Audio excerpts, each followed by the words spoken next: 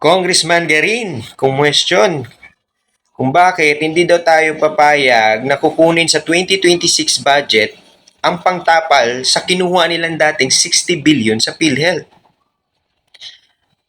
Ma'am, para muna kaming ginisa sa sariling mantika. Talo pa namin yung nag-join kami sa isang iskaman na investment at hindi umabot ng ilang buwan, nagsara agad. Baka doon sa investment, mas makabawi pa kami kaysa sa dito.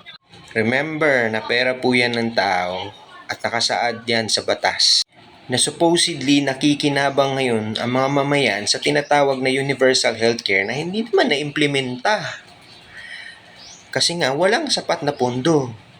Tinaasan nyo yung tax sa lahat ng matatamis na pagkain, inumin, alak, lahat ng mga bisyo, lalo na sigarilyo, vape and everything.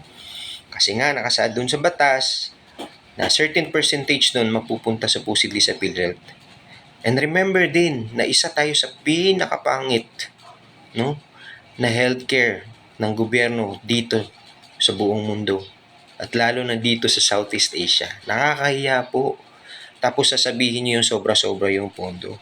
Sana yung mga loyalista dati na pinagdikdikan talaga nila, pinaglalaban yung mga statement na sinasabi ni Bongbong Marcos.